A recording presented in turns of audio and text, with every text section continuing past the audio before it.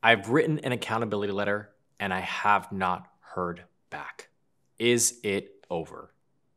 Welcome to Love Advice TV. If this is your first time visiting the channel, then welcome. Make sure you hit the subscribe button so you become part of the community.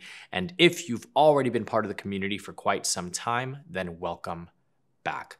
My name is Danny, and I'm one of the head coaches here at that With My Ex Again project and Happily Committed project, and obviously on the channel that we are on today, which is Love Advice TV. So we are talking about accountability letters, right? This is a question that I get quite often, which is the accountability letter and what to expect. If you have not heard back, it's okay. Take a breath. I know that can be very anxiety inducing.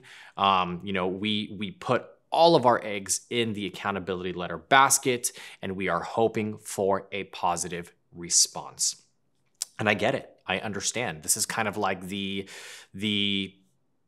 last chance, let's give this a go and hope that we can open up the lines of communication. So the anxiety around it and the anticipation of getting an answer can be very, very difficult. I empathize with you. But the truth of the matter is that we have to understand it takes some time. Your ex is going to need a moment to process when they receive this letter. Because think about it. When we talk about the accountability letter, we usually advise or recommend that it's sent A, after a no contact period, B, after you've worked on yourself, really kind of grounded yourself and feel like you can regulate your emotions better, and C, once you've gotten to a point where you are okay with the outcome either way. So there's a process that happens before we send the accountability letter. And look, if you've sent a letter prematurely, if you have said something to your ex that you may regret now because you didn't time it correct, it's okay. We all make mistakes. You are not alone in that process. That does not mean there are not other strategies that we can apply to try to open up the lines of communication in a positive way. So sending the accountability letter is going to be part of a process, not the process itself. So the first thing that you want to take into consideration, the one thing that I usually recommend for people is to give it a couple of weeks, right? From the moment you send the letter, there is steps that have to happen, right? You drop it off to the post office or you leave it in a mailbox. It takes a while for somebody to pick it up, to drop it off. The time it takes your ex to actually check their mailbox and then to read the letter, to process it, to respond, it's going to take some time. And I think the common misconception here is, and what a lot of people feel, is as soon as they send the letter, they're expecting a response. And I think some of that has to do with us becoming so accustomed to instant gratification, right? We live in a world where everything is at our fingertips instantly, and sending letters and writing letters is not the norm anymore.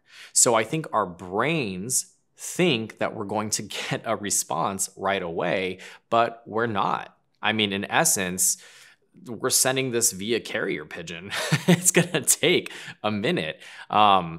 And that being said, that's why it's very important that you are able to have, or that you have gotten to a place where you are emotionally and mentally secure and you feel good about where you are and the progress you have made.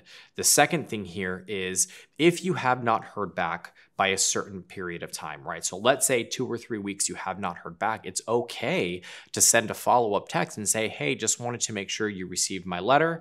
Hope you're having an amazing day. And that's it, right? We don't want to go super into it. We don't want to say, why haven't you responded to my letter? I sent this to you. What's going on? Why are you ignoring me? All of those things, because if that's what your immediate instinct is, you're not ready, regardless. So it's really just about checking in. Now, if you are blocked and there's no way of reaching out to them, that's okay. It's just going to require a little bit more patience and a little bit more time. The third thing here is leave it be. Once you send a follow-up message, if they respond and they say, yes, I received your letter, I'm not ready to talk about this yet, that's okay. Give them the space they require. Give them the time that they need. Because keep in mind, the more you push, the needier and clingier you become, the more aggressive you are with wanting to open up the lines of communication, the more you will likely push them away, especially if they are not in a place emotionally and mentally where they are ready to reconnect. And at the end of the day, you don't want to reconnect with them if they are not in a good headspace, because it's not going to end well for either of you. So give it the time that it requires. And the very last thing is if you get a response from them and they say, hey, look, thank you for the letter, but I don't want to reconnect. I don't want to make things work. The letter doesn't mean anything to me. As hard as that may be, you have an answer at that point. And it's necessary, or I would invite you to really sit back and contemplate and reconsider the situation, right? Reevaluate where you're at and potentially close the book on this story. And continue to work on yourself, continue to focus on your emotional and mental well-being, and maybe potentially move on from the situation. Because at the end of the day, the last thing that I would want for you is to be stuck in limbo. There's no worse feeling, right? So the accountability letter is your opportunity to try to open up the lines of communication, to take accountability for your actions and present yourself to your ex in a way that would benefit the relationship if you decided to get back together. But if they do not want to do that, you cannot force them. And at the end of the day, you do not want to be with somebody who does not want to be with you. So it may be time to move on. If you are struggling with writing an accountability letter, you are at a phase or a stage where you feel like you've gone through the no contact period, you're solid, you're good, you know that you want to do this and you just need a little bit of help, I will provide a link in the description box down below for our accountability letter training. It is absolutely incredible. It has helped so many clients in the past, and I highly recommend it. And I think it would be something that would help you out exponentially. So again, I'm going to attach that link in the description box down below. And I will also attach a link for a one-on-one coaching session, because at the end of the day, I think it is incredibly important to sit down and work through a lot of these things together so that we can come up with a clear strategy moving forward. Because at the end of the day, maybe the accountability letter is not the right move. And if you are not sure and you want to make sure you are putting your best foot forward, a coaching session is the best way to go, and I would be more than happy to support you through that process. So again, I'm going to attach that link in the description box down below, and we can start to work on that right away.